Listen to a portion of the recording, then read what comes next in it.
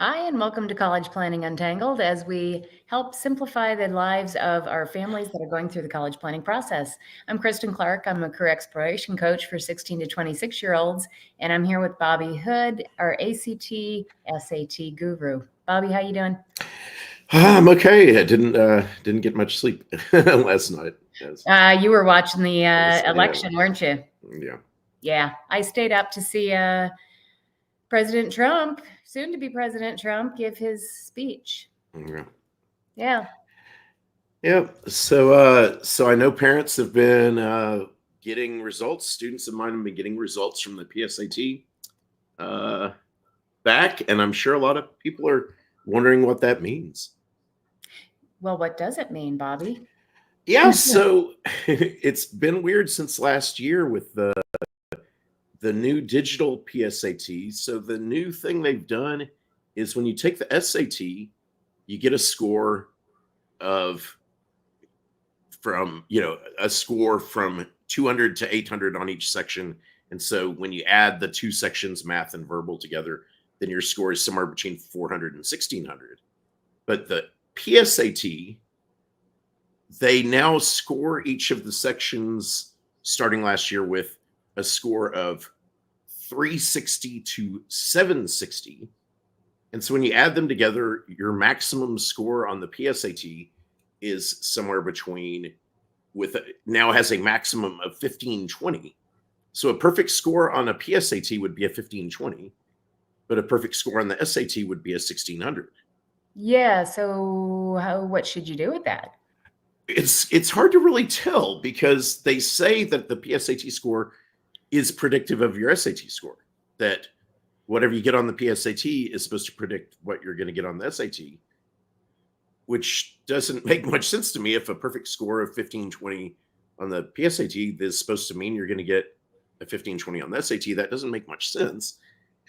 But the thing that people need to know is that the PSAT doesn't have any meaning with respect to getting into college, right? College acceptance is based on your GPA and your transcript and your SAT or ACT score. Or if you go to a test blind college, they just can ignore SAT or ACT completely. However, right, your PSAT has a different opportunity attached to it. Right. The PSAT in your junior year of high school is actually called the PSAT NMSQT NumSquat National Merit Scholarship Qualifying Test. And that test is used to determine who receives a National Merit Scholarships or who becomes National Merit semifinalists and then become National Merit finalists. Okay, and I'm going to go back in my memory bank here. Right. 1%, right, of students get that designation. In each state. Right.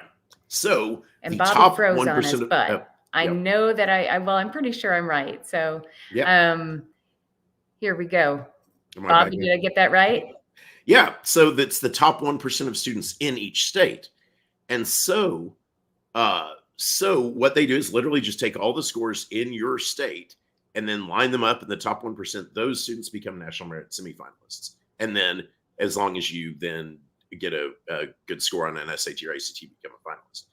And then a National Merit finalist can get the National Merit Scholarship, which itself is not that much money, but most colleges will offer very large scholarships to entice National Merit finalists to come to their school. So depending on your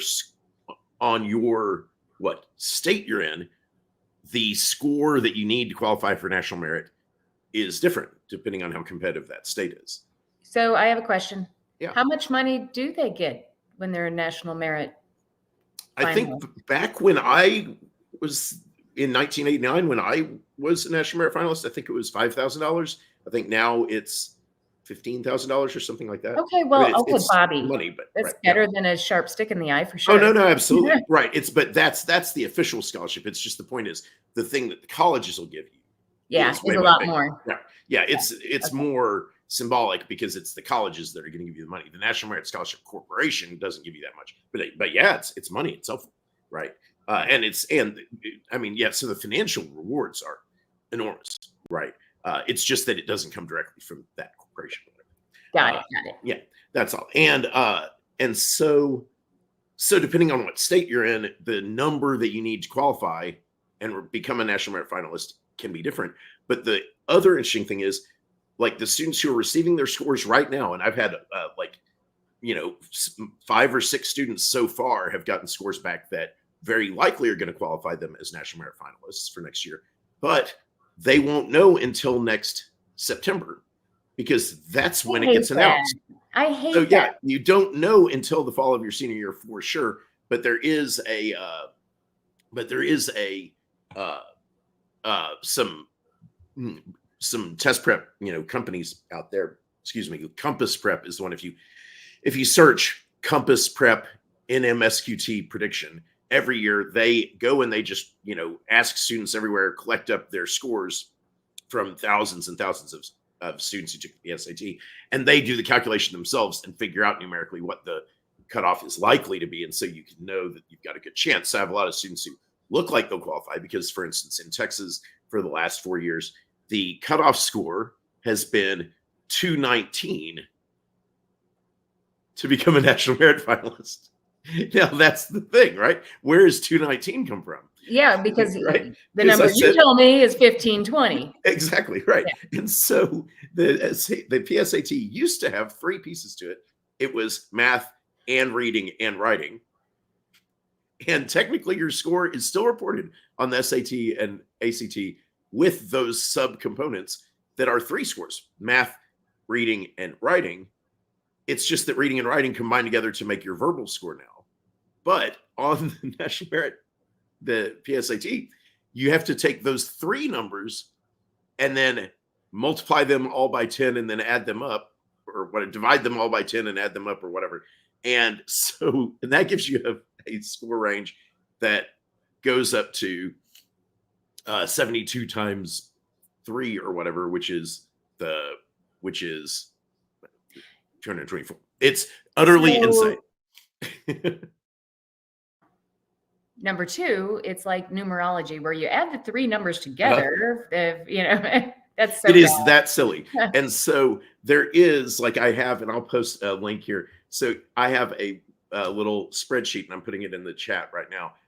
If you look at this spreadsheet that I've put together, you can go in and it shows you how to add it together and calculate it and see what your index score might be. Search Compass Prep NumSquat score index calculation.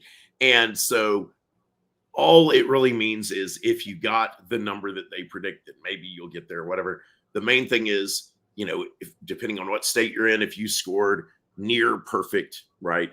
And what it really means is that because they count it this way, the verbal score counts twice as much as the math score does. And so which states are the most competitive? Do you know that answer? So California and Washington and Oregon are 3 of the highest, like where you have to have the absolute highest scores. Why? I think it's just the number of college educated parents that live there. I can see California because there's just a ton of people. Yeah, it's just the number of universities and the number of highly educated people or something. And I can understand the college educated families. That makes sense to me. But man, I would have thought then the Northeast would have been another big area. It is as well. Let me look actually. So I'm going to actually put also that link here. Here's that Compass Prep thing. They have updated it actually, and I have not looked at it since they have just recently updated it. But so Washington, D.C., New Jersey, Massachusetts, California, Washington, Connecticut, those are some of the highest. Yeah, that makes sense to me. Yeah. And then the lowest are Wyoming, West Virginia, and North Dakota, Montana, right? And so Alabama, I figured was going to be down there. Alabama, Mississippi, they're usually the low ones. Yeah, no, they're more in the middle. Oh, yeah. Good for them. All right. And so that's it. The point really is just that it's overcomplicated. Don't stress about it. The PSAT is just a thing that can get you a National Merit Scholarship, but otherwise has no meaning to anything. Bobby, then If you're not going to be in the top 1%, take it? Then why take it if you're like not thinking, is it just a great practice?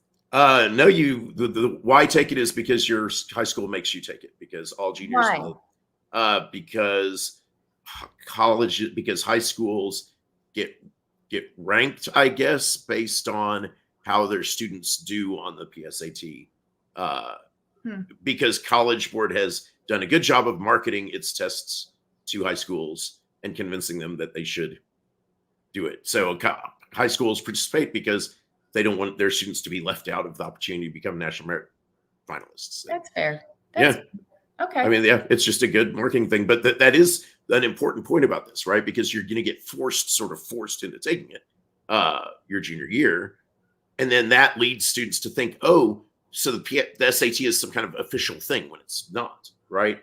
Yeah. And then they forget about the existence of the ACT, which is a better test and easier to do well on.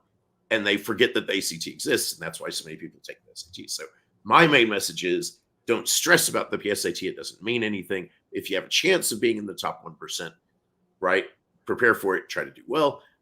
If you have a sophomore and you're interested in it next year, talk to me and contact me, and I can help students prepare for it. But this is the point where students often wake up and start thinking about college. So if you have a junior who just got their PSAT results back, yeah, you can contact me. You can find out what this means. This is now, if you're not already on track for preparing for college and talking about it, now's the time. Start thinking about it. You can always contact me or Kristin. We're happy to talk to students, talk to parents, have a free consultation with you, help you figure out what to, So a student can't opt out. Can they opt out? I mean, I guess you could be sick that day from school, but then I think then they'll make you do it as a makeup. Probably there's a makeup day. I mean, I think you could, as a protest, say I don't want to do this. I think might let you not do it, right? But I've never had a student who didn't take it. I'm just curious because, in the business that I'm in, helping them figure out career paths, if college isn't the way they want to go, then it's like, why waste the time? Right. And I think some homeschooled students, like, it is hard to arrange, but they're supposed to take it too as homeschool students. And I think sometimes homeschooled students end up not taking it just because of it. You have to go find a school where you can take it or whatever. Yeah. Right. Got it. Yeah, okay.